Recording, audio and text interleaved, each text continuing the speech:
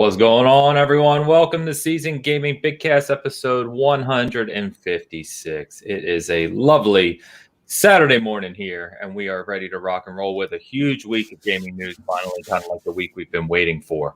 So, yes, I am your host, Ainsley Bowden, and I am the guy who gave Biomutant a 9. Big whoop. You want to fight about it? Meanwhile, crazy. My co-host, Mr. Dan Rodriguez. Yes, he is the guy who gave Assassin's Creed Valhalla a 7. Big whoop. You want to fight about it? Go see him. I wish you a lot of luck.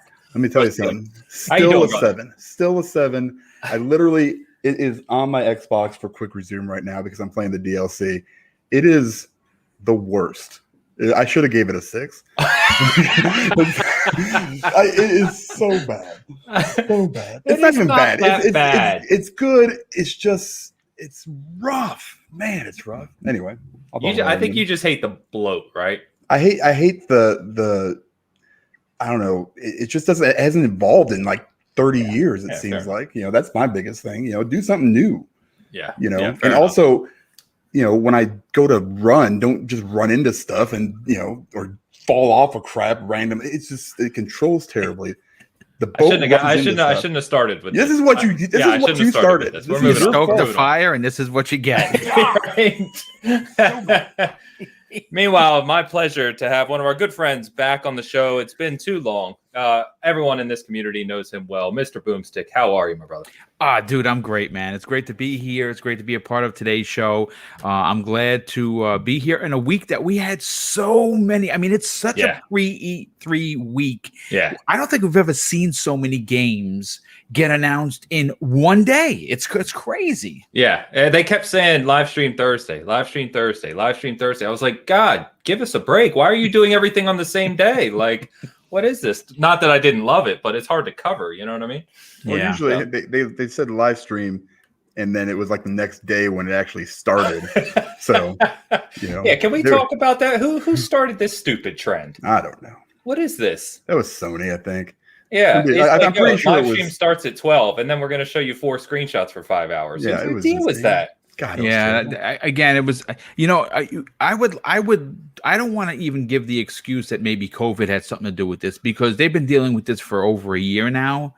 I don't understand. Yeah, it's one of those Sony missteps that surprise you, right? Because they're so good at their marketing game. Like they are. Like if you want to be a good marketing, entity, you follow Sony because, quite frankly, the reason why they sold nearly 120 plus million consoles is because of that powerful marketing. So it was a bit of a misstep for sure. They're the best at it, no doubt. But Boom, how you been, man? You doing all right? How's everything going? You feeling better? I know you were. You said you had a migraine yesterday. Yesterday was a nightmare. I slept all day. There's nothing worse than having a migraine. Wakes you up at 4 a.m. You just don't go back to sleep. And I hate missing shows. If there's one thing that I hate doing, it's disappointing the audience that tunes in each and every week for these live shows. And I do 4 of them, and that's a lot to some people. But to miss one, it bothers me. But I was just so sick. I haven't been that sick with a migraine in years. Wow. Well, glad to see you're feeling better today, man. Oh yeah, I'm ready to rock and roll. Nice. Let's get into it, man. So what have you guys been playing? Let's start there. I've obviously been playing a ton of Biomutant. I'm finally kind of wrapping up my journey there because I finished New Game Plus already. Wow. I think I passed like 80 hours. And I the second time through, once I got the review out and everything, I wanted to kind of do everything my way. So done a ton of the side content. I've only got a few things left, but I'm kind of sad, honestly, because I had such a good time with it. And it's so fun to play that I'm like, oh man, I've done and seen pretty much everything now, if not twice. So wrapping that up. But what have you guys been up to? Well, I mean, I like Dan, we were talking before we went live. I've been knee deep in Mass Effect. I mean, obviously, I'm taking my time with it. I'm looking for every nook and cranny. I'm about 27 hours into Mass Effect 1. I'm in no rush to get through it, to be honest with you. It's going to be my summer game. That's the way to do it, man. Yeah, I really want to enjoy it. I was telling Dan before we went live, I'm hoping, and I know for a fact it sold well. I know it. Anyone is talking about this. I'm hoping that it sold so well for EA that we actually get the same kind of treatment for Dead Space. Yeah, I think because I was saying EA loves money. It's taking someone to do an HD remaster the same way they did with Mass Effect. I don't know how long that would take, but maybe for next fall or next summer they do a Dead Space re-release. I would love it. Yeah, me too.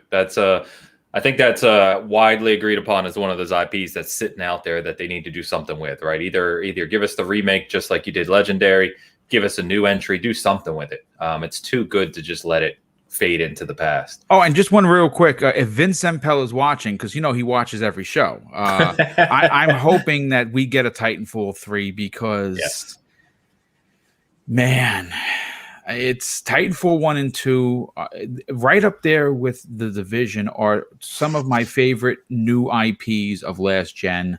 Yeah. I would love to see them get supported further, for sure. Yeah. So, Vince, if you're watching, and I know that you are, give us a Titanfall 3, please. What's going on, Vince? And yes, give us a Titanfall 3. We love Apex. Apex is a great game. It's not Titanfall 3. Come on. Dan, what have you been up to, man? I finished Mass Effect, all of it. Jesus, 122 hours. I think wow. I thought I had been playing Biomutant a lot. That only came out 2 weeks ago. I know. Listen, that's all I did. Okay. I jumped into like MLB. You mean that's all you've done for 2 weeks? And you know what else I did? I went back and checked out the Last of Us 2, the 60 frames. I heard it's good. It's amazing. Yeah. It looks really, really good. But I realized shortly, I had already platinumed the game. So I was just like, I got to a point where I was just like, no, I can't do this anymore. I can't subject myself to the story and the terrible, terrible writing of the game. I mean, I love the game. Don't get me wrong. I loved it. I thought it was an amazing game, but you can only do it so many times. Yeah. We've set our piece on that one. Yeah. And then I just started Assassin's Creed DLC again. Jump back into it after Mass Effect. Okay, so the new one where you go to Ireland. Yeah, the Ireland one and the River. I didn't beat it. It's another game I fell off the cliff with. I did not. I loved it. It was good for what it was. I did not enjoy it as much as the last two. For me, Odyssey was so much better. I love Odyssey. I've heard a lot of people say that actually. It's super clunky. I didn't remember it being this clunky, like as far as like the controls and everything, and that's really bothering me. Yeah. So, but I mean, otherwise it's more the same. So I mean, if you like the Valhalla, you should go back and play it on the One X just for fun. Yeah, I mean, for sure. I mean, if you, that I'd love to get my 30 frames in. And, no, it's. I mean, I'm trying to think what else I've been playing. I mean, just I jump so many games. Like I'm in a funk. Like there's nothing until I think Ratchet and Clank comes out. That's really 2 weeks though. That's actually only a couple weeks away, man. I can't wait. And then once that's over, we're waiting probably till fall for something. I don't know. Scarlet Nexus. I played the demo of that too. That was really freaking awesome. A lot of people saying they love that demo. I love that game. It's really astral chainy like. So but it looks. I think it looks better. And we get Deathloop in August. God dang. Yeah. All right. I mean, that's still a couple months from Ratchet, but that's not. It flies by, right? I get to the point where I'm just kind of sick and tired of. I mean, I love Mass Effect. Don't get me wrong, but the remakes, remasters, and all that stuff. Just it's getting tired a little bit. New experiences. I want some new experiences. Something new, yeah. And that's maybe that's asking too much. Well, I think one of the other issues too is the new experiences that some of us have really enjoyed these past couple months aren't up your alley, right? Like Returnal, you're not going to play. You're not playing Resident Evil Village, and both of those games are amazing. Yeah, they look amazing. And I can't say the bad thing about them. It's one of those things where I'm just like, why can't I just force myself to play these kind of games? Yeah, and but I just can't. Funny enough, I jumped back into Dying Light yesterday because. The original has auto HDR and FPS boost on the Series X. So I never really got far in that game. I played a little co-op with Bert actually, but I went to revisit it, and especially with the parkour system, it plays really smooth on the Series X now, which is awesome. So I was playing that for like a couple hours this morning after I got up. It's a lot of fun. Nice. So, Boom, I meant to ask you, man, since you're on, I know you're a Resident Evil super fan, man. I loved Village. I thought it's actually one of my favorite Resident Evils in the whole series. What did you think about it? I'm enjoying it because I stopped to play Mass Effect, and Mass Effect has taken over my life. I just beat the first boss with Chris, so I'm close to the end. I'm close to the end. I beat all the main bosses so far. I thoroughly enjoyed it. I thought it was a very well done Resident Evil. I don't know if I enjoyed it as much as I did 7. Yeah. I really, really enjoyed 7. Right now, Resident Evil Village, game of the year so far for me because I'm such a Resident Evil fan. I just think that what they did was just it is a masterpiece. Yeah. And they do give you the horror that you would expect in a Resident Evil. There's plenty of jump scares in there. Not as many as 7 for Not sure. as many as 7, no. But there's it's still, it once you get powered up, once you start, carrying some of the bigger weapons, you put all the parts on there, it really becomes like a first person shooter. Yeah. Like you're just tearing through everything. But I thoroughly enjoyed it. I definitely got to get back to it. I don't know if it reaches my top 5 Resident Evils of all time. Okay. If you just a quick countdown, Resident Evil 298 still my favorite Resident Evil of all time, followed by Resident Evil 2 remake. Okay. And then of course you have Resident Evil 3. I think 99 is comes in third. Resident Evil 3, the remake, comes in 4th, and for 5th, it's still Resident 4. Okay. So you don't have Code Veronica up there. That's all. Code Veronica. It could ask me on Tuesday, and it could go from it can go from 6 to 5 because I gotta tell you, one of my. I remember playing that on the Dreamcast and saying, I cannot believe Sega got this as an exclusive. Yeah. I mean, the opening where she drops the gun when she has her hands up like this and she catches it. Come on, man. That's so Resident Evil. So classic. On a Saturday, it's number 6. On Tuesday, it might be number 5. I don't know. Fair enough. And what's going on, chat? Good to see everyone. Sorry I didn't shout you out earlier, man. Good to see all the faces. I got a super chat I got to get to somewhere in here. There it is. Fat Boy Horror in the house. Up, brother? Yeah, Pound, what's going on, guys? Punks, I love the show. ME1 is the GOAT, no doubt. Love the review on Biomutant. Thank you very much, sir. We'll be digging in after this show. Excellent. I hope you enjoy it. I kind of got worried because I knew my review was going to come in high. I told all the guys that before anything got published. But I do stand by it. I think, and we always joke about some of these reviews, right? But, another guy wrote an article about Kotaku's review where the guy literally admitted he played it for 18 hours. And I'm like, you can't play a 60-plus hour game for 18 hours and review it. You just can't do that. Yeah, you got to play through it. Yeah. Yeah, you're missing the whole experience. So, yes, my review's high. There are other high reviews out there. And I know at least a couple that are up there with mine where the people have played for as much as I have, 80, 90, 100 hours. So, we still firmly stand by it. But regardless, that's neither here nor there. Let's get into this news, guys, because we got some big games to talk about. So we're going to start with Dying Light 2 because I've been playing Dying Light, so we're just going to jump there first. So this game's a long time coming and definitely one of those that was impacted by the pandemic pretty broadly, right?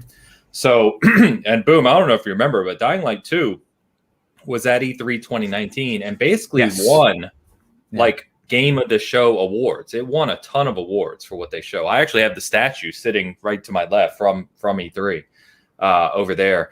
And I knew this game was going to be very big, very good. And Dying Light 1 is already a great game. And remember, that came out nearly 6 years ago. Yeah. So this game looks incredible. We finally got a lot of gameplay and some details. So let me run down these and then you guys can tell me your thoughts. So it comes out December 7th, which for me is excellent because it's perfect. Yeah, perfect. It's after all the October, November, right? And gives you the new game just before you get that Christmas vacation and New Year's. It's perfect. So December 7th, takes place 20 years after the first game. The map's already big in the first one. It's 4 times bigger. But it's crazy. But their focus is on verticality, they said. So instead of just thinking of a map layout, right? You have skyscrapers that you can escalate all the way up and kind of explore and jump across. There's they said 3,000 animations for the parkour system. which Holy is cow. nuts. They said it's more than double the first game, and that if you've played the first game a lot, as I have been, it's already really damn fluid. So this should be cool. It will be 2 to 4 player co-op again. And on the Series X and PS5, they've already confirmed it will be 4K at 60 FPS with HDR, and it will support ray tracing. So this one just looks like a monster release that's coming late in the year. I am super, super excited about this, even more so now that I'm playing the first again. And I think this is going to be one of those late contenders for Game of the Year, regardless of the Game Awards time frame and their stupid cutoff in November. The real Game of the Year conversation, I think this will be up there for that. What do you guys think, man? Did you watch this presentation? Where are you at on it? Dan, you want to go? Yeah, I mean, it's fine.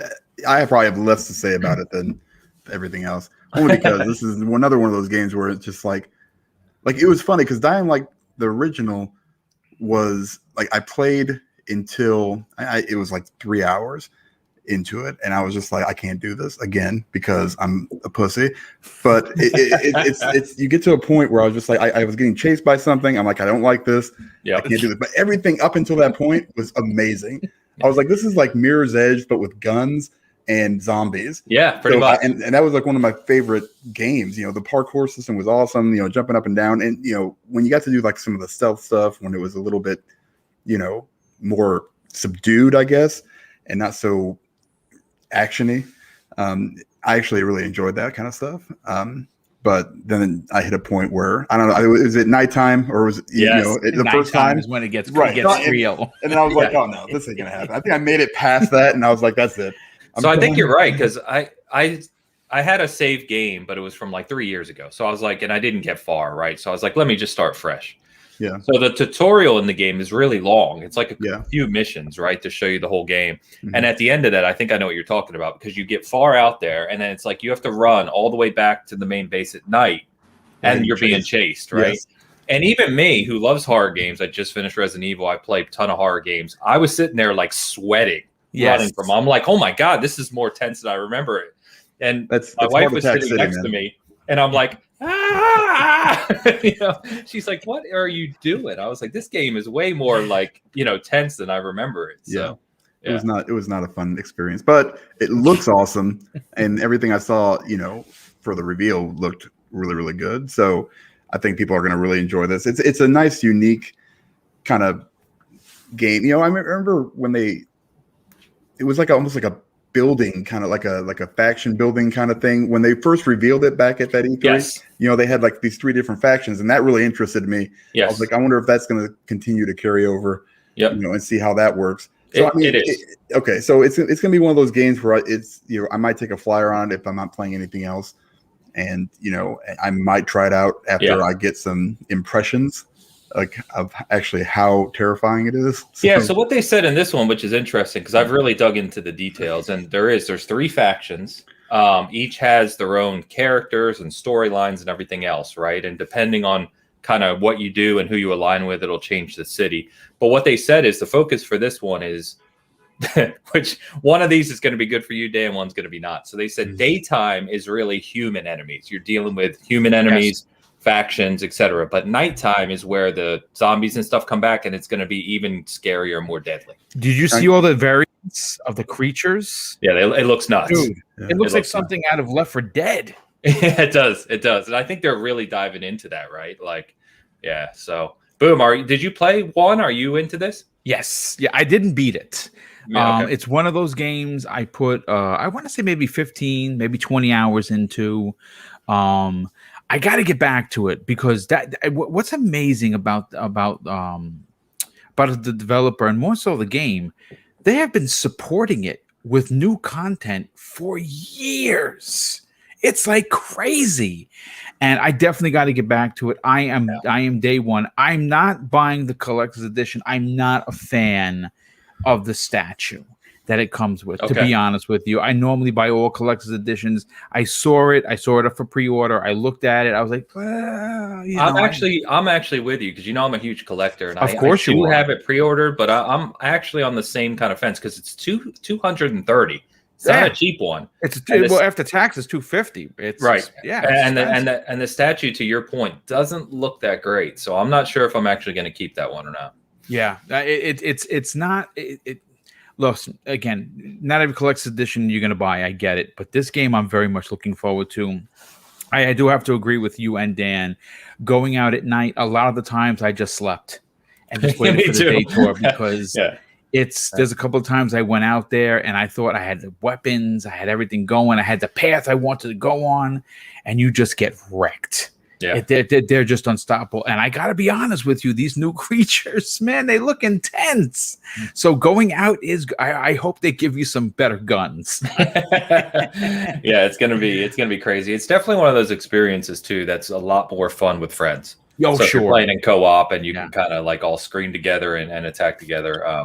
Yeah, it'd be interesting. Yeah, Pong says you get a UV flashlight too. Yeah, I saw that. I was like, for collectors like me, that's one of those things you just leave in the box and you never even take out. Mm-hmm. You know what I mean? It's not something you do much with.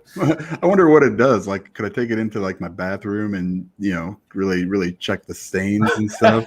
You know, is it like a forensic, you know, UV light where you're just you take it with you when you travel to hotels. Go to my teenage boys' room. Like, did they really clean it? Let's take a look. It looks like a Jackson Pollock painting in here. Somebody died in here. Where's all the blood splatter going? What's happening?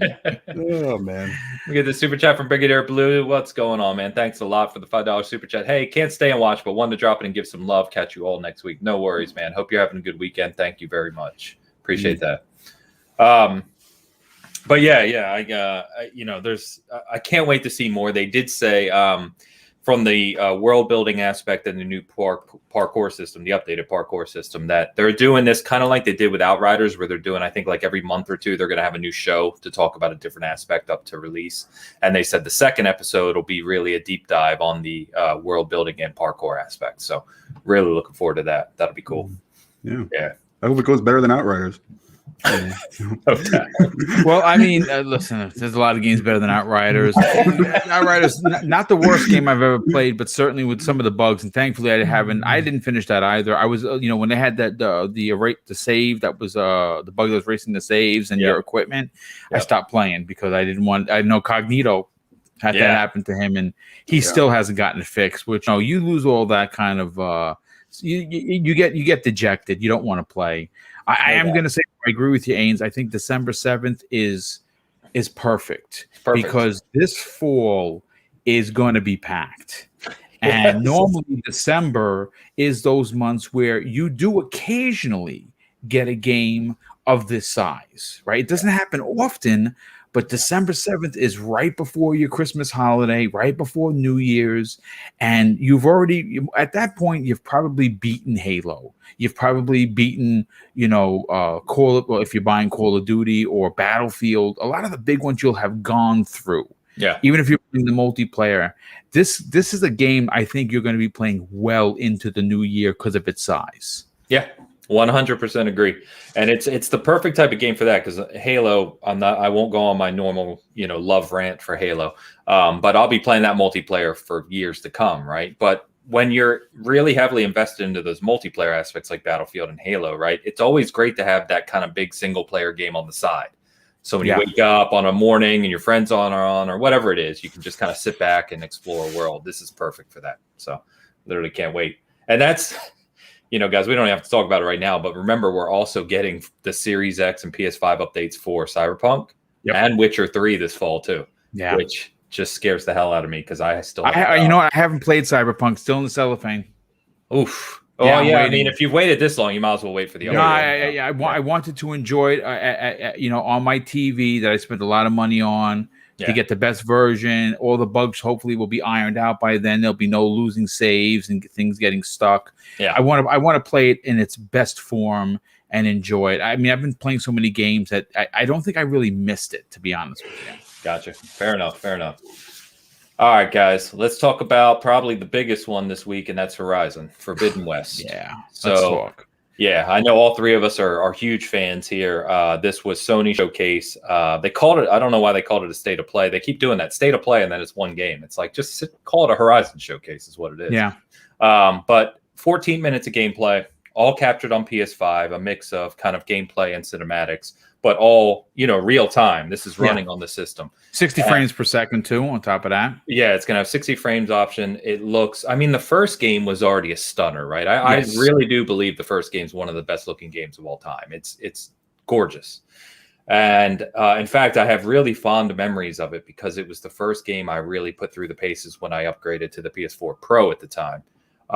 So I can only imagine what this is going to look like on the PS5. And, well, we've seen the 4K. If you haven't watched the 4K video of it on YouTube, do that because it looks a lot better than the stream and it'll just melt your eyeballs.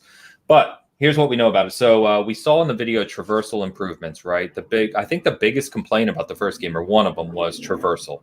Trying to get up some of the mountains, you had to take certain paths, and it was a little clunky at times. Yes. Sometimes it was a pain. Yeah, it was, right? And so you saw kind of this grappling hook, this way to climb quickly. You saw almost a little Uncharted in it, right? Where you can quickly scale things.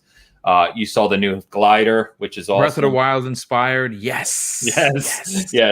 And then, of course, you saw the diving mask, which was amazing, right? Just dives in the water, and you see the different dinosaurs under there.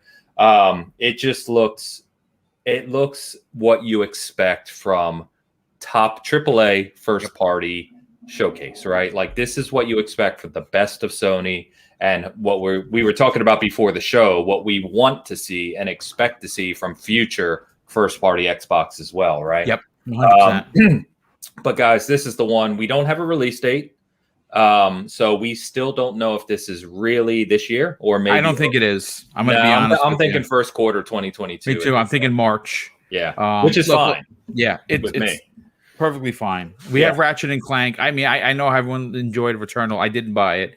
It's not for me. But this is, let me just say this. This is the kind of game that you bought a PlayStation 5 for. No doubt. That's the end of the conversation here, folks. Listen, everyone knows I'm very transparent with the kind of gamer I am. I'm an Xbox first gamer. I have always been since 2001. I prefer Xbox. I like the controller. I like the friends list. I like my achievements, blah, blah, blah, everything else.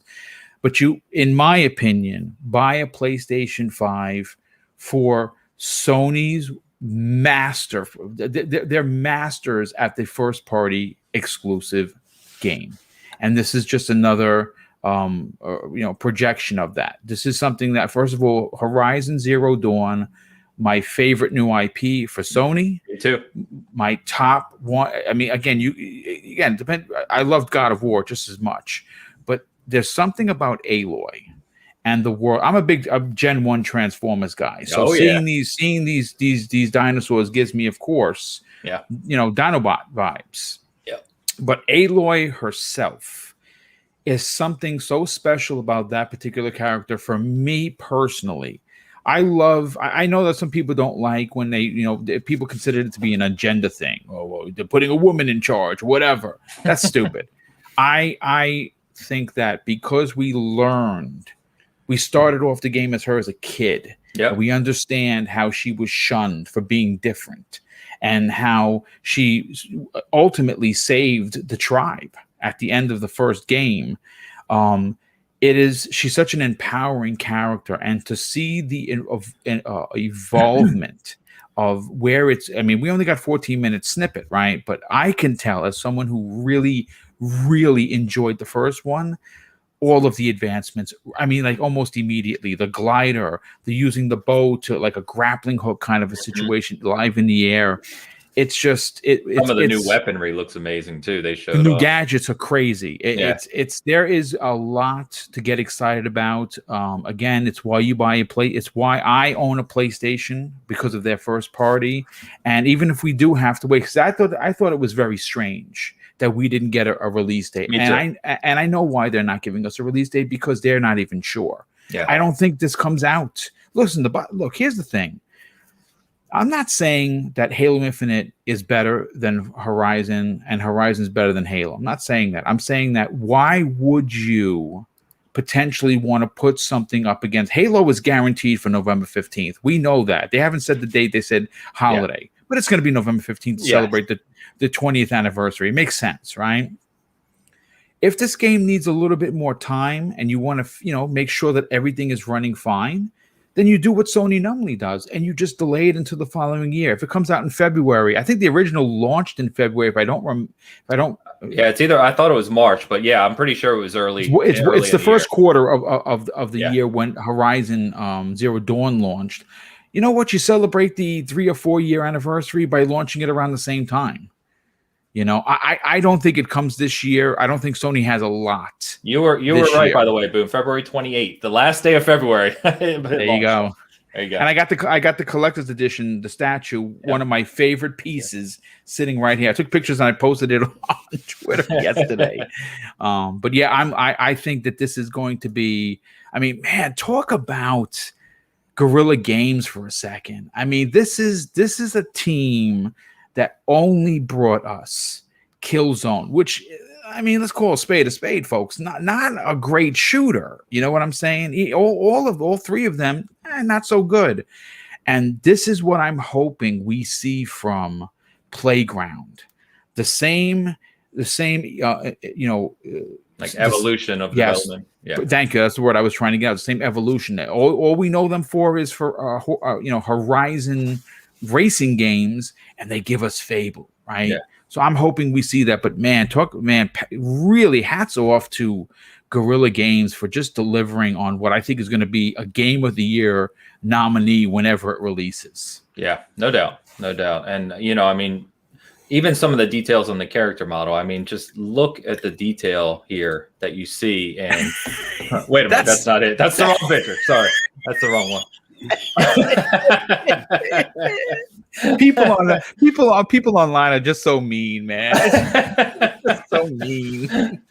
But anyway, let me get to this question real quick, Dan, because I know Cyber had a good one, and naturally you would have thought I had it ready to go. But Sure. Basically what Cyber was asking is, this is, as Boom was talking to, this is PlayStation's wheelhouse, right? They have first party showcases. The games look amazing. They know how to show them. They create lots of hype and goodwill among their fan base.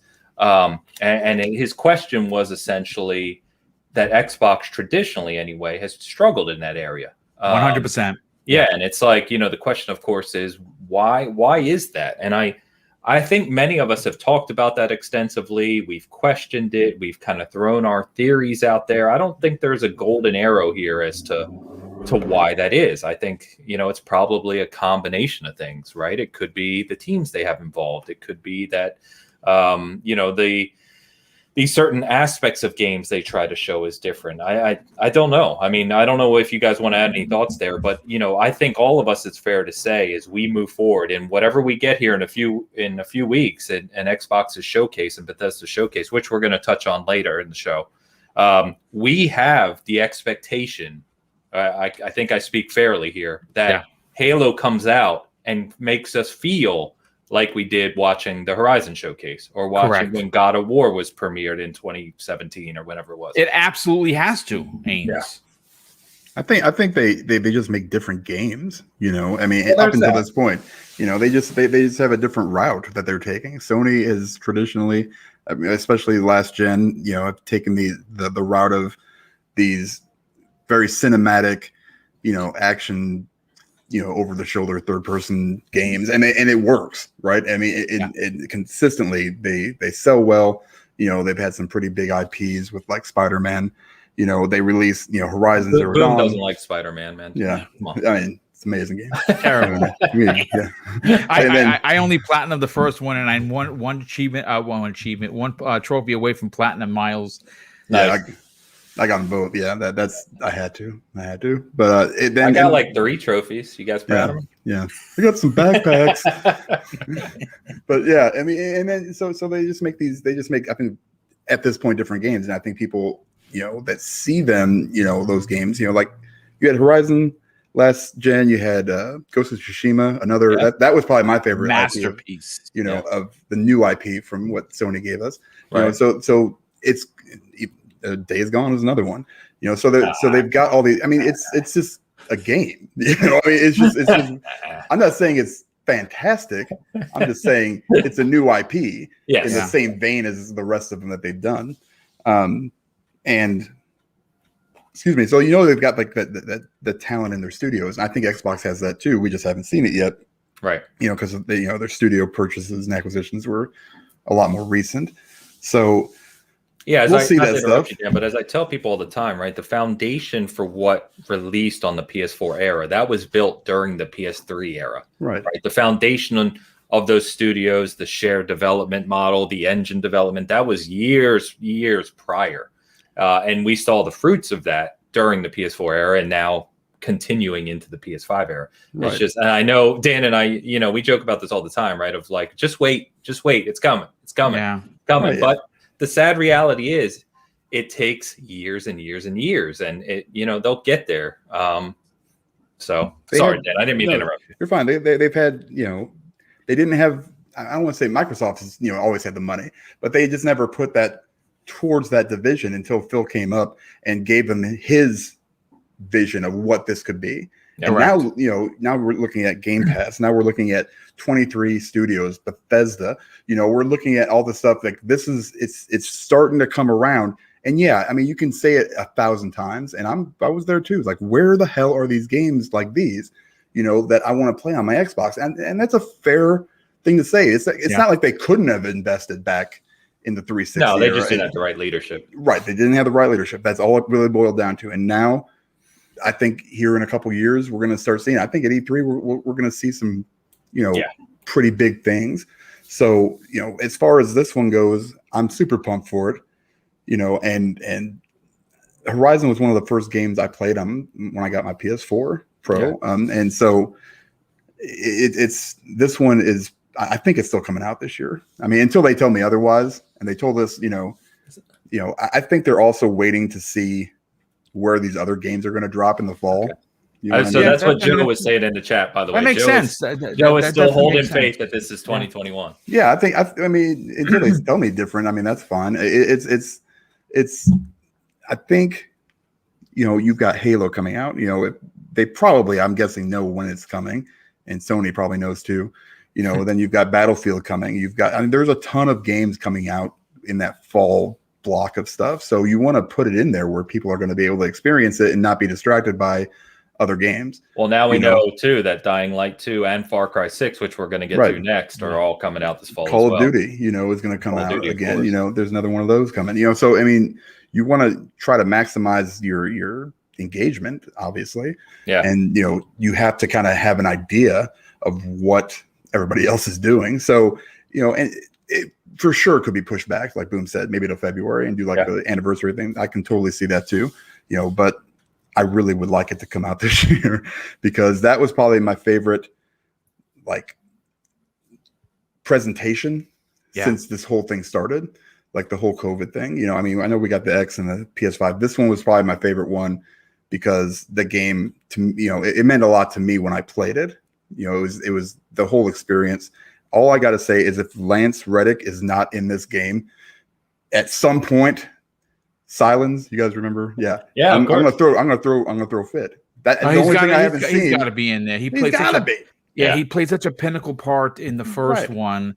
It would almost be weird, right? Yeah. Like if he wasn't making a cameo or he's a great character. He's a fantastic character. Yeah. Man, I don't want to spoil the end of Horizon Zero Dawn for those who haven't played it, but I mean, it's kind of a big deal. It is a big deal. Yeah, you do learn a lot at the end of the game. I don't know. I was just going to say, I don't know about you guys, but I've talked to quite a few people who have said they put, say, 10, 15, 20 hours into the first one, right? And never finished it. And my opinion, as it is with many games, I realize, but Horizon in particular, the last third of that game really sets up, gives you all that history of the world, what happened, the story. Yes. And that really is what took it from that kind of really good game to excellent game for me was that last kind of arc. And I think for the people who have not finished it fully, they're missing out why some of us really hold this so high. Yeah. I mean, there are a lot of people that didn't dig a lot of the smaller side quests. Like, if you remember the guy that couldn't walk, you had to find his cane. They were a little silly. Some of them, listen, I get it. I totally get it that some people didn't dig it, but look, that's true of so many open world games. So they have so many silly. I mean, listen, this is probably one of those ones that they were on the cutting board and they're like, yeah, but we got to add one more. Okay, find his leg. You know what I'm saying? Find his leg. Some people are going to dig that. Look, I'm going to say this about what Sony does and the importance of Microsoft's showing.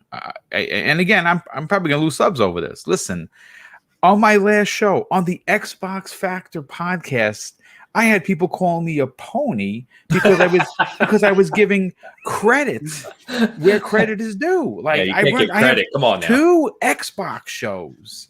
If you cut me, I'm going to bleed green. Like, I don't know how more green I could be unless I was the Hulk, right?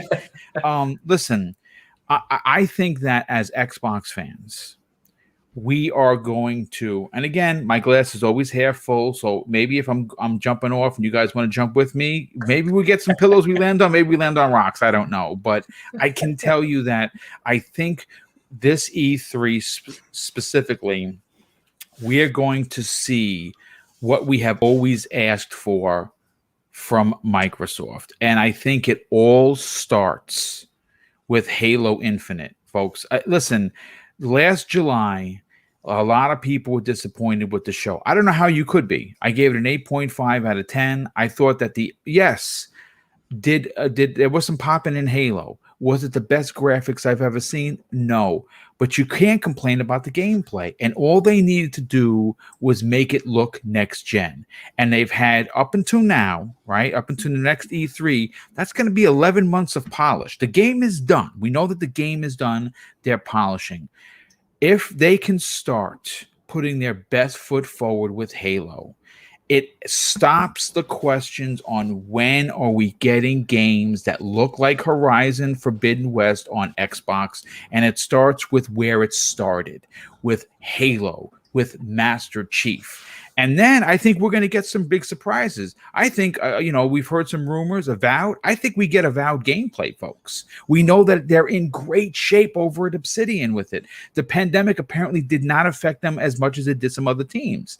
One of the other games I'm expecting there is Compulsion's game. Yeah. That's supposed to be a third person, over the shoulder, real life graphics game that is a combination of Uncharted meets BioShock. Yes, please. Yeah. Right. No doubt.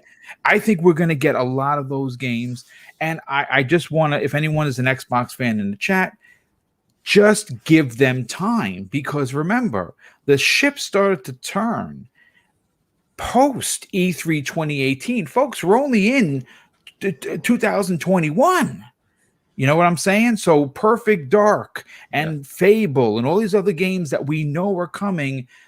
Listen, Sony's games take 4 and 5 years. That's a fact. I was just going to say, by the time Forbidden West releases, it will be 5 years between when the first one released, that's just the nature of big budget, big games, man. Yes. That's what it is. And you don't really see any of the people. And again, I know this is not an Xbox topic, but if you look at what Sony does in the trenches, not on the surface, not on the big billboards, right? Not doing what they do best with their advertising. In the trenches, they fill the gaps with these second party and indie games that blow us away, that make us forget that it took 5 years to get Horizon Forbidden West, right? Yeah. Microsoft is doing that right now. Song of Iron, The Ascent, Tunic, Scorn, Stalker 2, 12 Minutes. All of these games are supposed to release this year. They are literally following the PlayStation blueprint. Yeah. And all Microsoft has to do is deliver with Halo Infinite, and it's game over. That's what Dan and I talked about a few weeks ago too, is like that should be the start, right? The snowball is starting to roll downhill.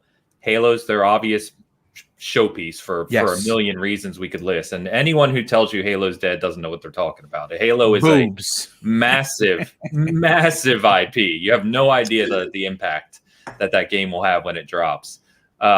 And what the value of that IP alone. People don't really realize, and maybe I'll say this because people don't realize, last time the Halo IP was valued, it was over $6 billion. The Halo IP. So people don't realize how big it is and the impact that will have if the game delivers like we all expect it to. But yeah, and then you get into 2022 and you start to see all these Game Pass releases, right? It's gonna snowball from there. And by the way, Boom, is this you? Is this you, Pony? How'd you guys get? Wow, that is me. That's when I'm not in human form. I'm a mini pony. That's what happens. You're the chats for some of these podcasts are just like you're sitting there, you're throwing like all these awesome like peanut M&Ms out at them, and then like all of a sudden it's like, well, here's some caramel M&Ms, and like, what the hell is this stuff? This is garbage, and they start throwing it back to you, and then you're a pony and you hate caramel M&Ms. I just wish people were more realistic. Speaking facts. That's all it is. You know what though?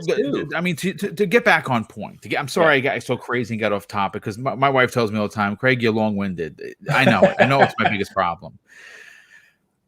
I am excited for this game on a level that breaks the meter because of how much love I have for the universe, the story, specifically Aloy as a character. Yeah. It's and this is something no one's talking about, so I want to be the first one to bring it up. Listen, as great as the Xbox One or Xbox Series X controllers are, I think that by far the DualSense might be one of my favorite controllers for what it is. Astrobot showed me that this controller can do amazing. I platinumed Astrobot. And Returnal was fantastic with it. Yeah, too. see, you know what? I'll get that when it's on sale. I didn't want to spend the $70. When it's $30, I'll definitely pick it up and die. It's very similar to Astro. You have to use the triggers. You can feel raindrops. I mean, it's excellent. Yeah.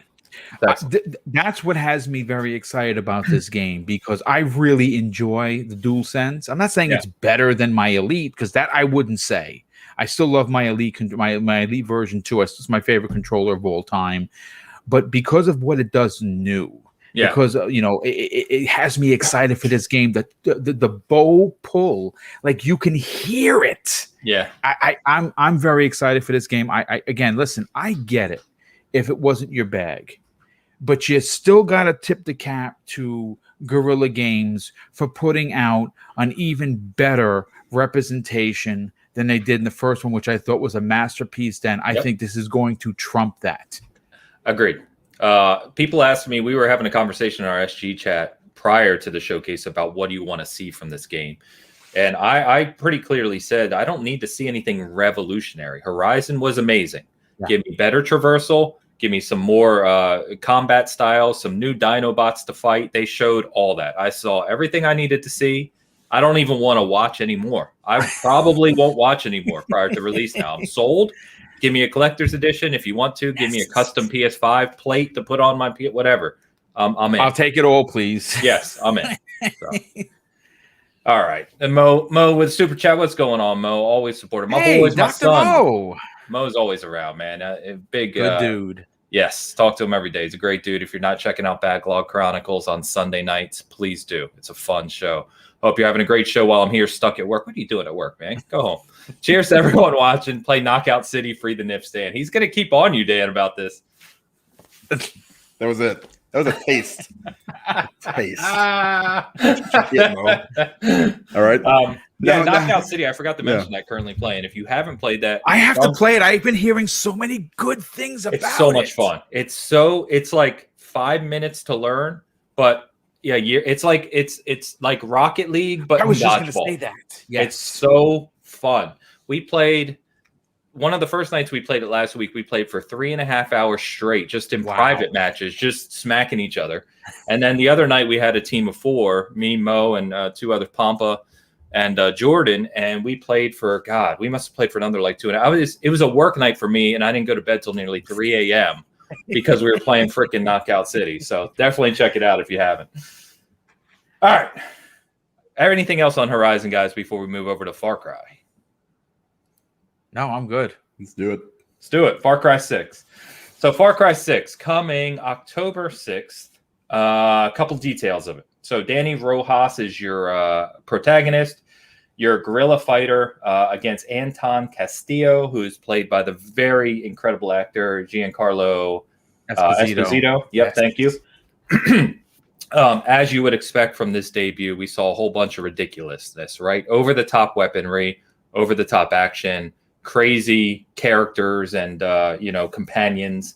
Guapo is your companion crocodile, should you want to take him along. And of course, who stole the show was Chorizo. Yes, the puppy with his little handicap carriage rolling around, or whatever you want to call it. People are making that their profile pics. People are posting pictures of it. The little dog stole the whole show. It's crazy. He took the show. He stole the show. The funny thing is, he was the last thing they showed. Remember, it was like, and we can't forget Chorizo. And I was watching it and I laughed and I said, oh my God, this is hilarious. And then I thought to myself, this is going to be what everyone focuses on. Of course. And it is, right? Yeah, it is. So again, this is, guys, I'm getting excited finally about next gen. I mean, I was already pumped, right? I've been playing it since launch, but we're starting to see the developers hit their stride. Because we talked about Dying Light 2, Horizon, obviously, we just covered it. They've already confirmed, Ubisoft has confirmed this is 4K 60 on both PS5 and Series X, and we'll have ray tracing and HDR as well. So they're hitting it. We're seeing it, which is great. I mean, some of the gameplay footage of this looks incredible. It does. For the people who kept thinking Far Cry needs to evolve, it needs to change, this is Far Cry. You can just tell. This is going to be the same kind of experience, over-the-top craziness that you have known for the past several years. But from my perspective, I don't know about you guys, but from my perspective, that's kind of what I expect from Far Cry. I just want stupid fun, and I think this game's going to deliver that. And I just hope, we said this last week, I know, but I hope they really use Giancarlo Esposito because he's amazing. Please, I hope that they take advantage of him being in the game and at least have a strong antagonist and kind of story behind it. But Boom, you a big Far Cry guy, or where you at? Dude, I get 1,000 out of 1,000 achievements. Really? Oh, dude, I spend days. When I tell you days in Far Cry, even the ones that people didn't dig, I found a way to almost get 1,000 achievements, like the caveman one, Primal, yeah, Primal. I actually quite enjoyed Primal, the one with the twin sisters. New Dawn, I think. New Dawn was I love the Far Cry series. I did, even when back when it wasn't the way it was. It was just you versus you turn into a monster, animal, whatever. And this I love the Far Cry series. I love the way that they find a way to make the antagonists as important and as prominent as, because I think that all of the antagonists in the last 4 or 5 games have been incredible. Okay. Like really, and I expect them to really take Esposito's persona that he can bring. Like we saw him, what he did in oh my God, with Baby Yoda. Mandalorian. Thank you. Yeah, he did. He was awesome there. They didn't use him as much as I would have liked, of course, because he's a real presence, that dude. Yeah. But I think this is going to be fantastic. And already, because I love the gadgets. I'm always messing with the guy. I level up everything to its max. I already found the backpack that I want. The one that fires the rocket launcher. The mortar. Yeah. Dude, when it blew up the tank, I was like, yes, that's what I want. That's what I want. I need that in my life. It almost looks like, it feels like as the Far Cries have gone on, they've almost taken it to like a first-person Just Cause. Yeah, pretty much. Like. Yeah, it does. Ridiculous. It's really over the top. Yeah. I mean, some of the gadgets, some of the weapons that you were making, like for instance, the record player that plays the CD player launcher or the CD launcher? Yeah. Oh my God, dude. It started to play the song and then it cut the guy's head off, and then when it reloaded, started playing again. I mean, come on, that's awesome. No doubt. Someone said, Def Lloyd in the house. What's up, man? He said, dude, turning off the HUD and putting the game on exploration is epic. Completely agree with you. I love doing that in open world games. It's just turning everything off and just letting me wander around. Just go around and do what you want to do. Yep, no doubt. And I agree with Matt as well. Matt, what's up, man? He said, I loved everything about Far Cry 5 except the mandatory kidnappings. I agree with you. I thought that the segments themselves weren't bad, but don't interrupt what I'm doing to force me into it. I agree. Yeah. I mean, Far Cry, ever since 3 has been about, it's always about how can you build that relationship between the player and the villain, right? Like, so like with Boss, you know, that was a really intense relationship through those cutscenes where you were, you know, then you went to, I can't remember his name, Pot Nam, or I can't remember what his name was. I know, before. yeah. You know, it wasn't as intense, you know. Then you go to 5 and you had the father who I think it was a little, they tried to come back to it. He was a very good character, you know, and it was very interesting what he was doing and everything, you know, but it's always been that. So for me, so when you have Giancarlo Esposito, whatever. We know who you mean. We know who you mean. Right. When you have him, you know, you can't, like we said, we can't waste that opportunity, you know, and the whole thing is going to be building that relationship between, you know, me and him, you know, it can't be at a distance, you know. That's what made like Far Cry 3 and DOS so visceral, is like it was up close. I mean, you was in your face, you know, all the time, you know, when you had these encounters with them, and you know, you cared more about, you know, that was a deeper relationship than you and your girlfriend, who I don't even remember, but I mean, I know, you know, she was in it, you know, who cares? Like that relationship that you had with him was so much better. So I'm hoping this is kind of building on the same thing. Yeah, you're going to get this insane, you know, stuff. And we really started seeing it with New Dawn. Like some of the weapons, a lot of those were like improvised weapons, and you could craft stuff like that during that game. So this one, you know, it looks like it's more out of, you know, like a necessity, like, you know, you're this guerrilla faction and you're, you know, building all this stuff. So yeah, I'm super pumped for Far Cry. I've always been a huge Far Cry fan, just like Boom. I played them all, finished them all, I think. The question from Leo is, have you given it a 7 yet? Not yet. I plan on giving it a 7. You know, that's my baseline. That's your wheelhouse right there. Yeah, to see what happens. But yeah, did they announce a collector's edition as of yet? Yeah, cool. The flamethrower. Oh yeah, I've got the one from the flamethrower one. Looks incredible, and it's a Ubisoft store exclusive, so you have to get it through their store. But I did see online, and I haven't researched it, there is a second one. I don't know if this is other countries or if it's retailers, but they have one where you get a replica of the dog of Chorizo. Oh. So look that up. But yeah, there's the one with the flamethrower is badass because it comes with a unique steel book, comes with a map, the flamethrower is like 1.5 feet long. Wow. So, yeah, it'll be cool. Yeah, I'm pumped for it. I've had that pre-ordered since like last year. I actually, funny enough, I don't know if you guys remember, but Walmart had a price error last year on this. So they had the PlayStation 5 Gold Steelbook Edition, which is $110. They had it for $59. So I've got 2 of those on pre-order too. I don't know what the hell I'm going to do with them. Maybe I'll give them away. But yeah.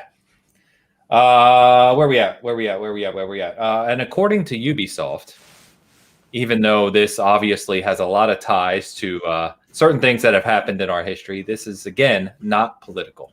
So just to be clear, they love to tie games into political situations, but then say they're not political. They're really good at that. I mean, is it though? I mean, it's just the. I mean, it's not political in the sense that this is supposed to represent like a real world thing, maybe, or is it the game itself? I mean, there's politics going on in it. Yes. You know, so a lot of people are tying it to Cuba. Oh. It doesn't matter. We don't have to talk about it. It doesn't matter. Just play the game. God damn. Jesus. Play the game, enjoy yourself. Yeah, Leave it at that. Fun for a change. It's like you know, we play these games to get away from this shit. You know, I mean, just ignore it. You know, God. I know.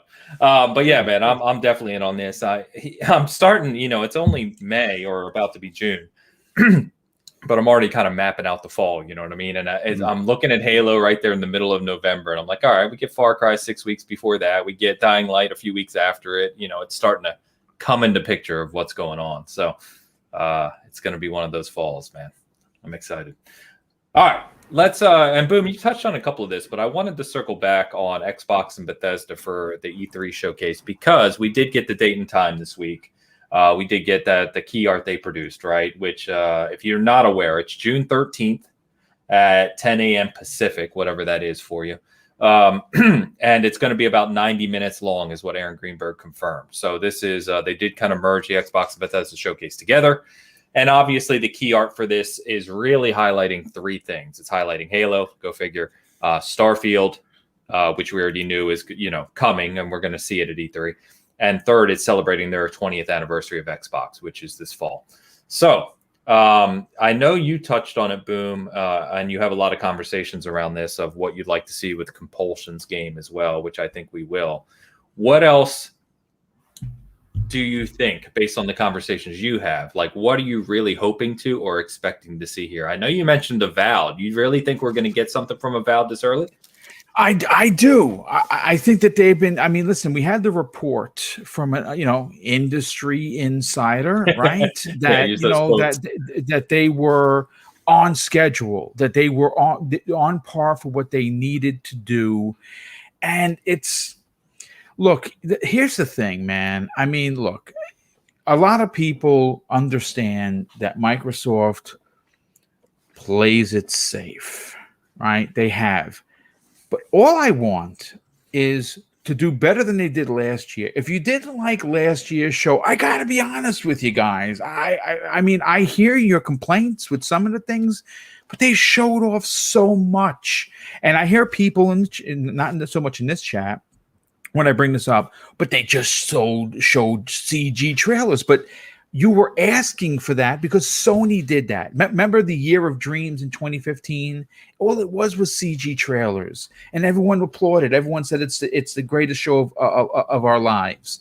And they showed a lot of games last year that, I mean, I think they showed at least 7 first-party games.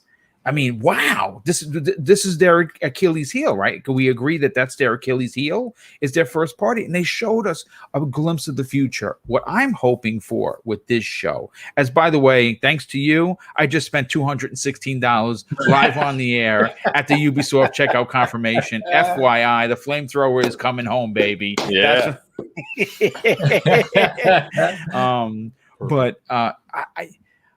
What I think we're going to see, and what I agree with, is what games are we getting in the next 12 to 18 months? Yes. Microsoft isn't Sony. They will not show you 3 and 4 years into the future. And I think that they're gun shy because of some of the things that has happened in the past.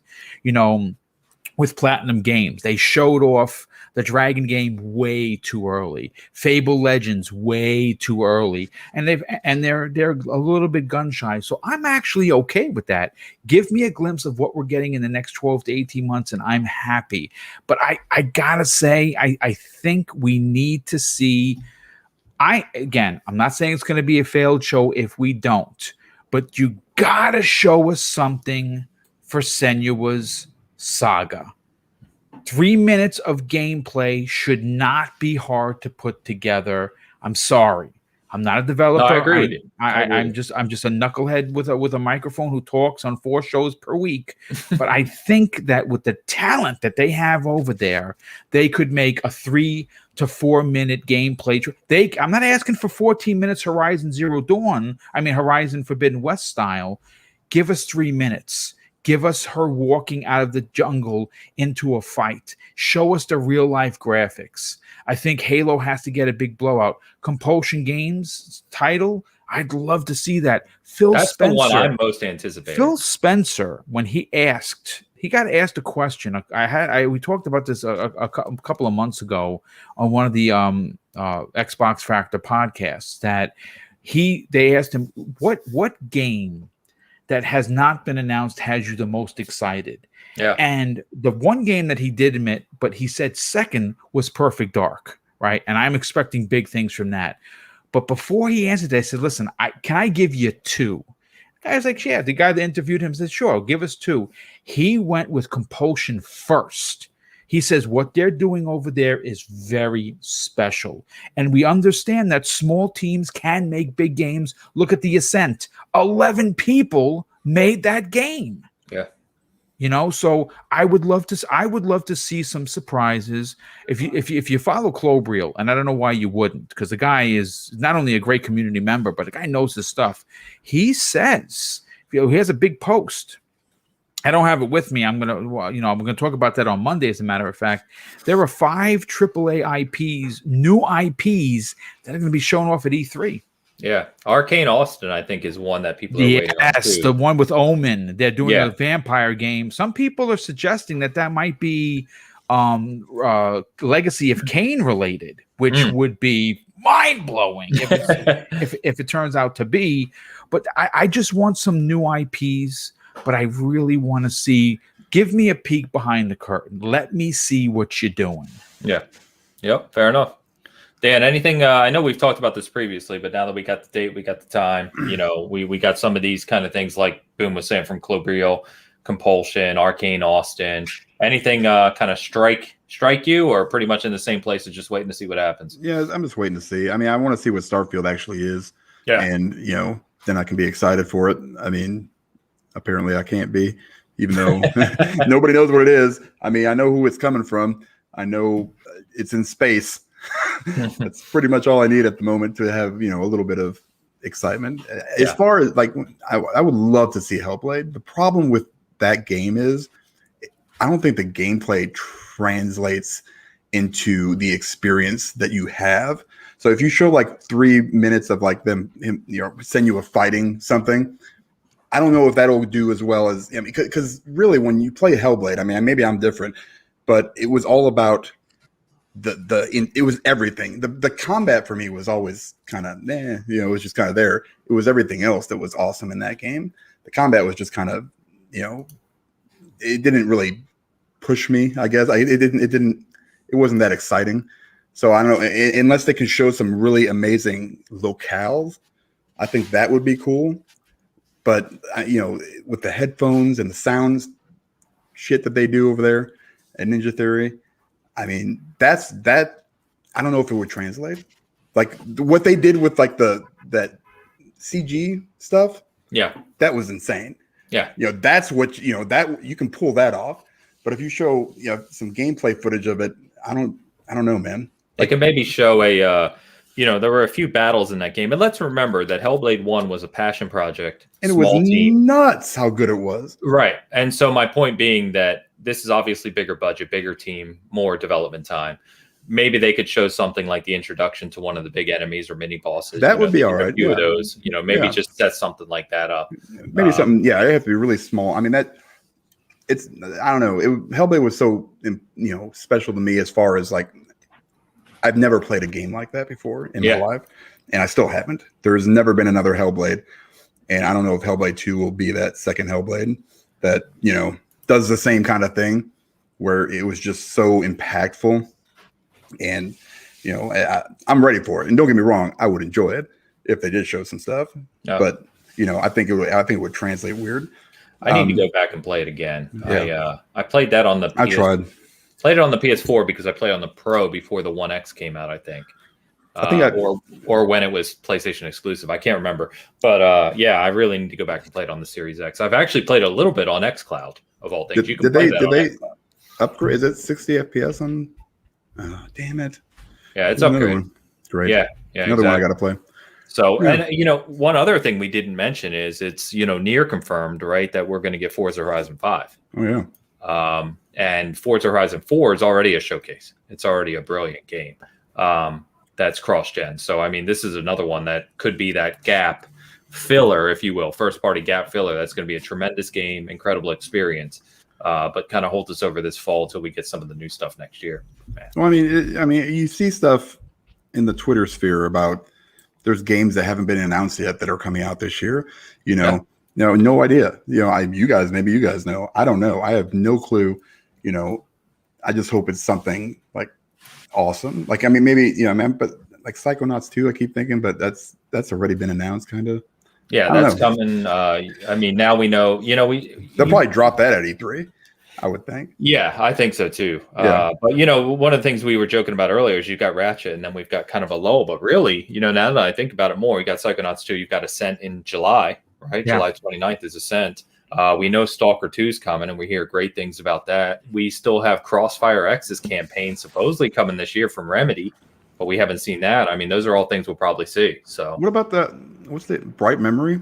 What the hell is going on with that? Bright Memory Infinite. Yeah, they haven't updated that in a while. Remember, that's an incredibly small. It's one core developer. Yeah, it looked awesome. Yeah, no, it looked great. But they haven't updated in a while. It wouldn't surprise me if that's one that that slips it over to next year. But we'll see. Maybe they have something to show on it. Whatever, man. It's gonna be awesome. Yeah, I can't wait, man. It's hard to believe. Like it keeps feeling like E3 and kind of this showcase, the Summer Game Fest is far away. It's 2 weeks away. Yeah. So it's unbelievable. Yeah. So let me get these super chats real quick. Gamer Graham in the house. Happy Saturday, all blessed people here today. Awesome to see the Boom Daddy on the show. Can't wait for Hellblade 2 and 12 minutes. 12 minutes is another one, man. Can't wait for that game. Yeah. I think Boom said Tunic earlier. You know how I feel about that game. Tunic, dude. Cannot wait. That feels like the next, until we hit this huge blockbuster fall, as we always do, it feels like the next few months will be those kind of really good indie experiences, right? Those smaller experiences. And I'm here for it, man. I love them. Bizzle in the house. Bizzle, good to see you, my friend. Got to get my day rolling. Great show as always. Hope everyone enjoys their weekend. Thanks for the nip slip, Dan. Save my price back later. That's what I do. It's for the fans. Hey, man. So, he's just here to help. That's all it is. That's it. Every once in a while, you get that goodness on a Saturday afternoon. As most of we were just mentioning this, Clabriel said that the first game he thinks of really taking advantage of Series X is Forza Horizon 5, which should be expected, right? We're going to see 120 frame mode. We're going to see full 4K 60 mode, HDR. I mean, it'll be stunning, no doubt. So can't wait to see those Mexican locales too. There's a lot of opportunity there. Yeah. So great, guys. Let's jump over. One other thing, I'm not really huge on this, but I thought it was, this is big for kind of the entire gaming community because there's such a rich history here, is the Dragon Quest 35th anniversary this week, which is crazy. Do you guys remember playing Dragon Warrior on the NES? Yes. Yeah. That was a long ass time ago, dude. 35 years ago. I know the three of us, obviously lived through that era. But Dragon Warrior was one of those original role-playing games that at the time kind of blew me away at the scope, right? Because you didn't really have things like that back then. Most of your games were 2D, side-scrolling. You could beat them in one sitting, or they were so damn hard you never beat them. You just never beat them. Yeah. Right. But Dragon Warrior came out, Final Fantasy came out, Phantasy Star came out, Shining in the Darkness came out, and it kind of changed the dynamics of what we knew in terms of gaming, because all you had prior to that were these old school kind of Western RPGs, the Ultimas and things like that, D&D. And when the Japanese major players like Squaresoft and all these other companies, at the time came with these games, it just kind of blew people away. And Dragon Quest, which obviously Dragon Warriors, kind of the spiritual franchise, is one of the biggest IPs in the world. I mean, Dragon Quest is massive. So we know that Dragon Quest 12 is coming.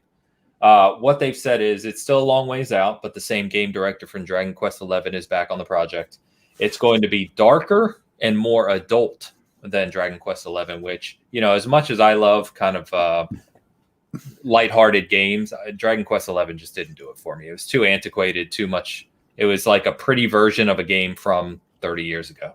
So they said a new combat system is coming as well, and they're aiming for a simultaneous worldwide release, not like a Japanese release, and then a year later we get the US or Western release. So this is really cool. And we're seeing more Japanese studios say, we saw it with the Yakuza a couple weeks ago, where their next entry is going to be worldwide release as well. So I think finally, it only took them 30 years, but finally we're at a point where these Japanese studios are realizing, hey, this market's too big. We need to stop waiting, a year to translate additional copies, just do it all at once. So I'm pretty pumped about this. I hope that they deliver an RPG that pushes the boundaries a little more than 11. 11, like I said, just felt really antiquated to me. So I hope that they start to think outside the box a little more, go a little more down the Persona route, not necessarily relationship wise, but kind of making it unique. So I don't know how big you guys were, if at all, into Dragon Quest 11, but figured I'd talk about it because it's big news for the industry. Yeah, I played a little bit because I think it was on Game Pass, and that was about it. I mean, I've played Dragon Quest games in the past, and I've enjoyed them. Yeah. So I mean, it's great. I'm glad that they're starting to do the worldwide releases. So hopefully we'll see that from here on out with a lot of those Japanese studios, because the demand is there. I mean, when they announced the Yakuza stuff, I was like, yeah, man, I'm all in. This is awesome. This is awesome. I don't have to wait a year to get my fix. So yeah. Boom, you into any of this, man? Dragon Quest or not really? Not really. Yeah. I was never a Dragon Quest guy, to be honest with you. So I mean, it's it's good news for the industry for sure. Big news for the industry. It's just not a game that I normally gravitated towards. Yeah, fair enough. And then the other big thing that actually interested me more was they're also remaking Dragon Quest 3 from, again, back in the era of the NES, right? But in the Octopath engine, which if you haven't seen the trailer for that, it looks awesome. So that'll be a nice a nice update for old guys like us. Although they only announced it for Japan so far, they haven't said definitively whether that's coming west or not. So I guess we'll see what comes of that. But the other big thing that came out this week, which kind of ties into this a little bit from a Nintendo area, is this fabled Switch Pro that we've seemingly been talking about for 2 years now. Bloomberg put out the article a couple days ago that this is they basically confirmed their prior report said, yes, this is absolutely a thing and it's coming soon. The announcement is imminent, meaning it'll come in the next couple weeks. With an expectation of September launch, so only a few months from now, according to what they're saying. They did confirm this will be upgraded chips, hardware, and an upgraded screen. They also said, which I kind of laughed about, was that this will be more expensive than the $299 Switch, the base Switch, which means you're looking at $349 or $399, which to me, guys, I'm thinking it's going to be $400. Me too, which is crazy to me, quite frankly, because you can get a digital PS5 for $400. Exactly. And you can get a Series S for $300. And it's kind of crazy to me. I know obviously it's different hardware and you have a screen that you have to pay for, but you're talking about a 720p screen, guys. You're talking about pennies and dollars. Right. It's not crazy nowadays. So regardless of the price point, for me, we've talked a lot on here about Nintendo, and my Switch barely gets touched. I had it for a while now, obviously buy games, support everything, right? But I'm going to need to see something from Nintendo from a game perspective outside of Breath of the Wild 2 that is going to make me want to buy an updated Switch, something new, something interesting, because the way Nintendo's been playing it lately for me just doesn't do it for me. And we've talked about that. We don't have to harp on it. But where are you guys at on this updated Switch? Dan, you own like 19 Switches, so are you just going to add a 20th? I'm going to buy 3 of them. And then if you don't think that these things are going to sell out in one day, 1 hour, yeah, $400 is going to be wait till you call Dan and you're going to be like, hey, you're paying $700. Here's a new Switch. I'll sell it to you, dude. No problem. Jeez. I mean, it's insane to me. I mean, I can't believe it's going to be more. I mean, maybe $50. I'm not buying one. I'm Nintendo, man. I am fully with Boom. I think they go $399. I really do. I'm not. There's no reason for me to. It'd be stupid for me to purchase one of these as much as I play. What's that got to do with you actually buying it? I don't know. I got 4. I got 1, 2. No, I got 3. I got 2 and a light. And the best part of this article is, I don't know if you saw, because the light only premiered last year, 18 months ago, and they said that they're going to start winding down the light already. Like they're going to stop selling. Great. So even more useless. So. They'll probably go to a point where it's like, yeah, it's not compatible with any of these new games coming out, even though it's exactly the same hardware without. No, they won't do that. They won't separate the generations. It'll be compatible. I don't know, man. Why? Maybe, give us some games. I mean, Splatoon 3, obviously everybody's super excited about that with the online capability that Nintendo brings to the table. So I get that part, but I mean, just, give us something. Give me Metroid. I don't need to stream Control to my Switch. I mean, I guess that's great that you can, but also boo, Nintendo. Yeah. Let me get these super chats before I get to you, Boom. Bear with me. Fat Boy Horror again. Thank you, man. $5 super chat. Phantasy Star needs a remake and not the online. I cannot agree with you more. I'm with you on that one. Yeah, Phantasy Star is I've talked about it too many times probably, but one of my favorite, most nostalgic franchises from growing up, and I really wish they would make a proper Phantasy Star role-playing game like they used to. So yeah, I'm 100% with you. And our friend from Game On Daily, Gaz, is in the house. I don't even want to put this comment up, but I have to. So thank you for the $5 super chat. Shout out to the Bald Squad. You damn right, guys. You damn right. Yeah. We're here and we're beautiful, damn it. I'm going to go full sheen next week. It's going to be shiny. I'm going to go full. Yeah, it's good to see you, man. There was something else. Where are they? Where are they? Where are they? Someone else. Damn it. I lost the. I'll get back to it, I think. Yeah, sorry. There was another one I wanted to get to, and now I missed it. But anyway. Is it where the white women at? Because I love that comment. Where the white women I didn't even see that, man. That's hilarious. The Hellboy. That was hilarious. Where are the white women at? I don't know. They're not here on this show, apparently. Yeah, I don't know where they are. It's the bald, man. Yeah. Nope. Hilarious. So, Boom, I know, in fact, I believe you just posted a picture of your Switch and everything. I know you've been a big supporter. Nintendo, obviously, we grew up with them, the whole nostalgia factor. Where are you at on the Switch, man? I mean, are you excited about this at all? Are you in a place like we are where it's like you got to show us more from a game front? Where are you at? I have a very strong suspicion. I know we've heard rumors that it's going to come out in October, potentially November. I don't see that. I think that with the world the way it is, I understand it's not using the same chipset as the PS5 and Xbox Series X and S, right? It's doing its own thing, which is what Nintendo normally does. I think that what they're waiting for is potentially to do it in March. Do the 4-year anniversary of when the original Switch launched, and I think they're almost going to launch it with Breath of the Wild. Breath of the Wild 2, yeah.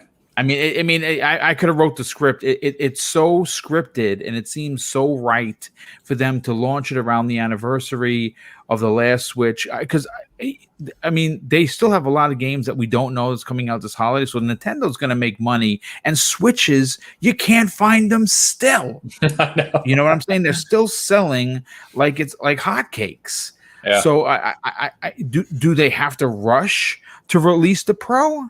No, I think that they released it in March around the anniversary of the original launch of the Switch, and then of course with that you add Breath of the Wild 2 to take advantage of the new power. Yeah, that's exactly what Cool Kill. Cool Kill, shout out to our brother from God. I always forget where you're at, Cool Kill. You tell us every show, and then I ask you again. Is it Ghana? I can't remember where you're at. You let us know. But he said when Breath of the Wild 2 looks way better on the new system, everyone is upgrading. That is 100% fact. That sucks. That's exactly well, not me. I'm going to hold out. But for millions and millions of people, you are 100% correct. Yes. Terrible. Yeah. Boston. How did I go from Ghana to Boston? I've got you mixed up with someone else. I screwed that one up badly. You were close. I was close. They're close, regionally, whatever. It's a train ride. They're all east of Kansas City. So it all blends together. So, I definitely mixed you up with someone else. My fault. But no, the point still stands that Breath of the Wild 2, to Boom's point, they launch those two together, especially if they do like a Breath of the Wild 2 edition of the new Switch, right? A Zelda edition of it. Yeah, it's gonna be. Damn it! Now I'm getting a lot of shit for this. Dano in the house, distant land of Boston. Yeah, I screwed that one up. But that's okay. No big deal. But we've talked about this. We kind of went on a rant with Miles last week about Nintendo unintentionally. But we've got to see Metroid, man. Where the hell is Samus? Come on. You know what? I'd like to ask a question there, if you don't mind. Where is Metroid Prime Trilogy already? You know what I'm saying? That's what we ranted about last week. But listen. I understand that this want to be a celebration, right? So they're going to get your hype meter going with a new side-scrolling, which was announced during the last event. You have a new, original IP. A new original story coming for a long-running IP with them side-scrolling Metroid, and obviously, I don't know where they are with Prime 4, but my God, can you please give us the trilogy already? Yeah, I'm with you, man. Give us a remaster of the trilogy, update those controls a little bit. Just dude, come on. What are you waiting for? This is literally money in the bank. Not that Nintendo needs it right now, but good God. Cool Kill giving me shit. Haha, the Bruins and Celtics have gone on. That's great. That's great. Damn it. But yeah, I think we're all in agreement here. Like they've just, at least for me, I'm just saying that they've got to show me something. And we know that Nintendo. So it came out this week. E3 keeps updating their kind of information about the show. And if you didn't know this, they have kind of this tiered list of supporters for the show. And literally, they're kind of diamond level. The top supporters and presenters at the show are Xbox and Nintendo. So Nintendo looks like they're going to do this kind of full E3 direct. And I have to expect we're going to see kind of what we're talking about here. We need to see some of these bigger things that are coming. I fully expect Breath of the Wild 2 to be the premiere, the showcase. But, I need to see some other stuff as well. So I hope. We'll see. We're going to get to the point where Nintendo is porting over early Switch versions with like a slight resolution upgrade. It's like, here you go. Remember Mario Party for the Switch? Yeah, we're going to sell it again for $10 more, but it's in 720p instead of 540. And that's where we're headed. And Nintendo will make so much money off of that. Yeah. It's insane to me. Insane. Yeah. And funny enough, I know Bomber's joking here. You see the new character for Smash Brothers, which is hilarious because that's what they do. But they did have an announcement. They're going to have 2 more characters coming for Smash, and then it's done. So Sakurai has said that this is Smash Brothers Ultimate after these 2 new characters coming is done. They're not working on it. Yeah, they're going to remaster it. Master Chief is one of them for sure. That would be hilarious. That would get me to buy it, I think. I know. I got news for you. I have a feeling that this is one of those situations where you're going to see Phil Spencer come out on a virtual stage or come into the conversation at the Nintendo Treehouse event. I really do. I think that this. I'm serious. Like I really think Master Chief is the next character for a lot of reasons. I mean, obviously, if you think about what they're doing. Microsoft is very protective over this particular IP. Well, he was in Fortnite and he still remains in there. Very, very popular character.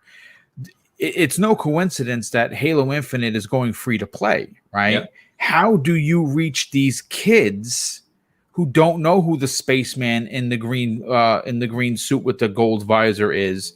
You get them into Fortnite. Well, now they know. But how do you reach? Because there's a big Nintendo Xbox crossover coming. I don't know if it's going to be at E3. Who's going to do it? But they had those documents from the Epic versus Apple redacted for a reason, and we understand that Nintendo was really pissed that those documents got out there of their dealings with what they're going with Xbox. I think Master Chief is one of them to get him into Smash. And then obviously the circle is complete because then you have everyone. He's in Smash. Obviously we saw, Steve is in there from Minecraft. Banjo-Kazooie's in there. Yeah. Who better to have in there next than Master Chief? I fucking love this. I love it. I fully support this. Me too. 100%. Me too. And he just better be more overpowered than any other character in the game. Then I'll be happy. I mean, could you be running around with his energy sword slicing Mario? Oh, man. I'm all over. I mean, the running joke with Phil is the shelves, right? He had the Switch right behind him. He did. Yeah, so it's kind of funny. Pampa in the house. What's up, brother? Awesome panel, gents. Thank you for the entertainment while at work. Have a great Saturday. Pampa, what's up, brother? He's the best, isn't he? And watch your step for any holes on the floor. All right, guys. All right. Let me address this. All right. Playing Knockout City the other day.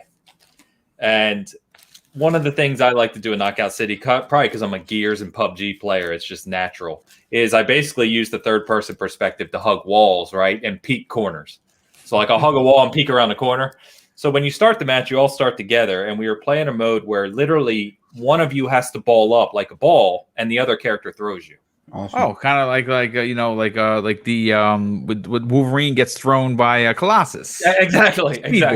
So it's a 3-on-3 game, right? But if you play the 4-on-4 mode, there's no dodgeballs around the map. You have to throw your teammates. And so we start.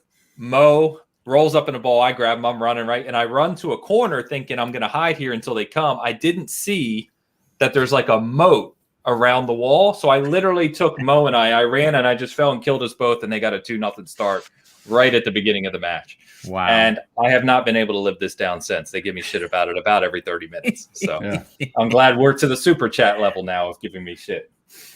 Oh my God. Do they just yell that when they start the game now?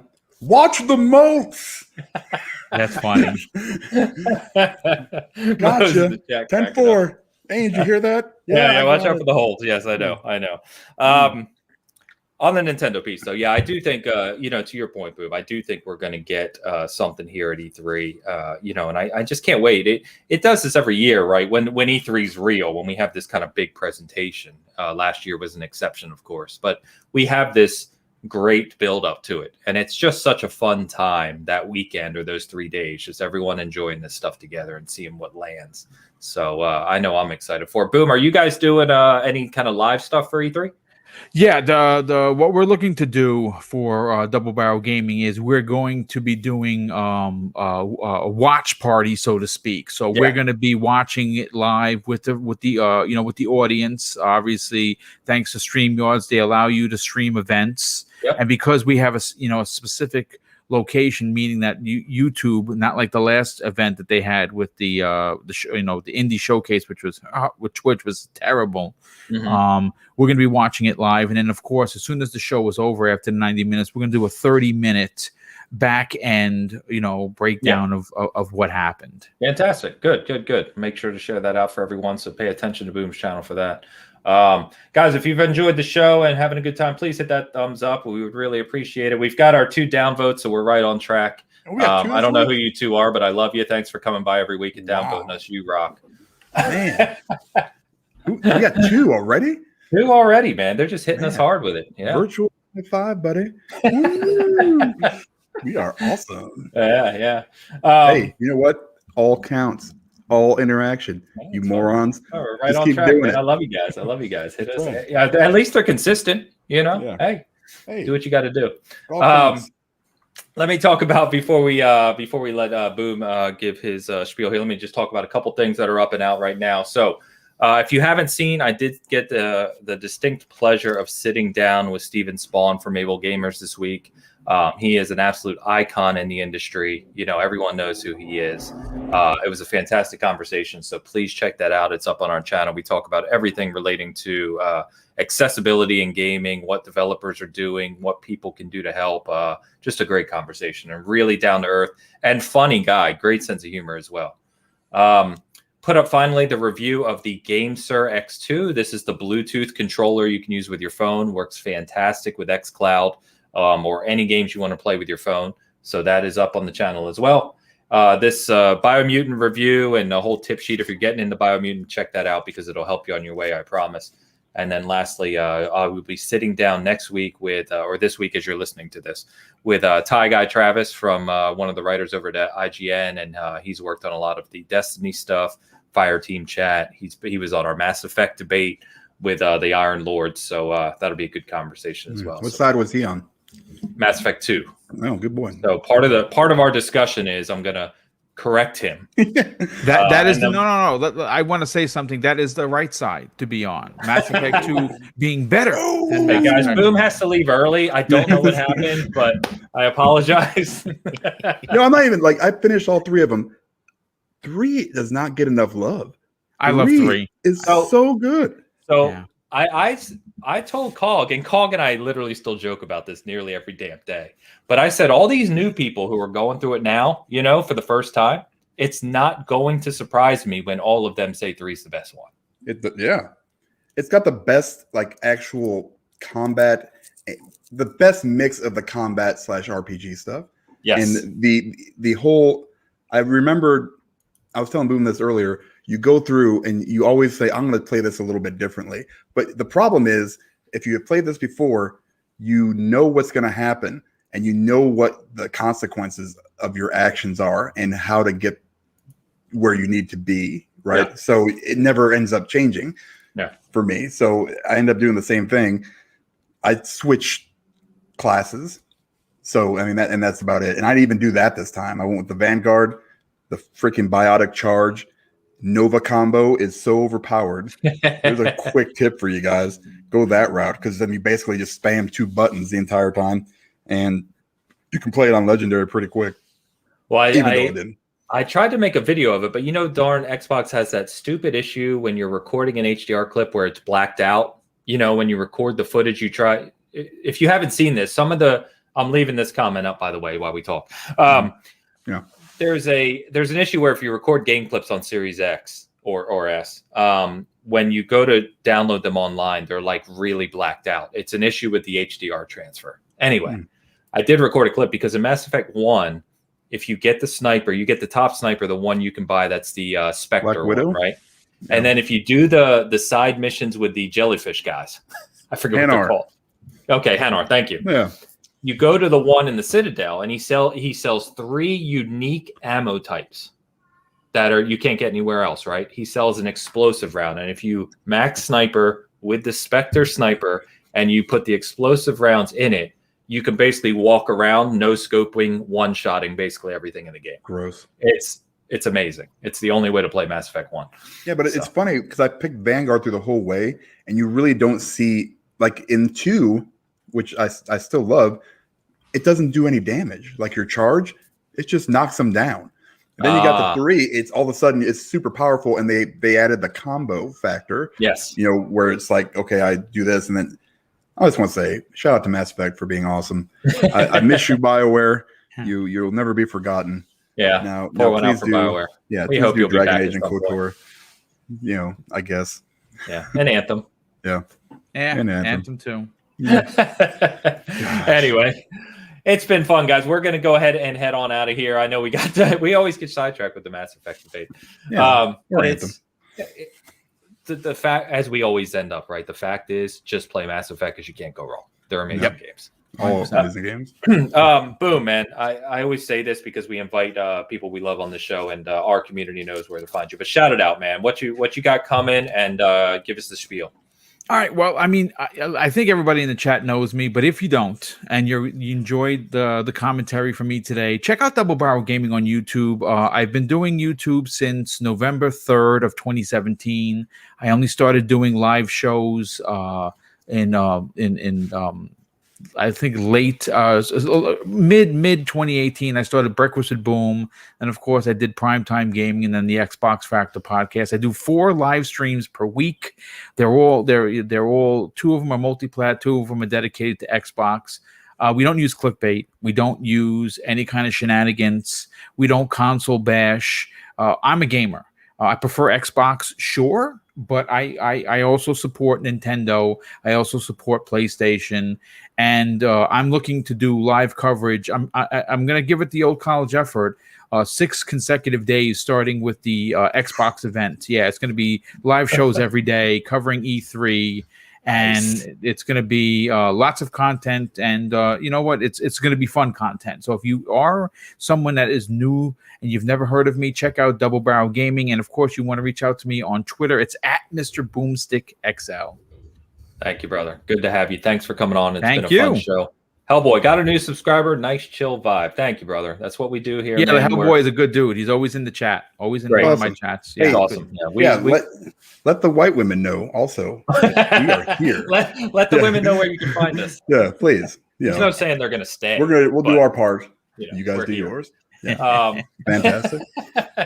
But yes, that's what we do here, man. We're not about the bullshit. We just have a good time talking all games. So that's what we do. Thank you. Kai in the house. What's up, man? Will you react to E3? I don't know if we're going to do a live reaction. There's a lot of our peers that kind of do that in that space. We will have some good content covering E3 because, we're more of a site than a channel per se. So, I mean, we'll have a lot of coverage on seasongaming.com you can check out, including some previews and some other things that are coming up. But, I don't know about live reaction. If we do, we'll obviously share that out. But thanks for stopping by. I appreciate it. Good comment for you here, Boom. Boom is just such a humble and passionate dude, always enjoying the content. Thank you. That's very kind of you to say. I appreciate it, Wolf. Definitely appreciate the commentary. Appreciate it. Guys, it's been fun. Chat, you've been awesome. Thank you so much, Boom. Thank you again.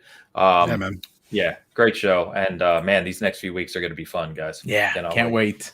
Yeah, no doubt. So that was Bitcast 156. Thanks for spending a little time with us on this Saturday. If you're listening to this on the audio version later, thank you for your support as always as well, is what I was trying to say. So hope everyone has a great Memorial Day weekend, and we will be see safe. you. More importantly, be safe, have fun, and we will see you next Saturday. Peace. Later, everybody.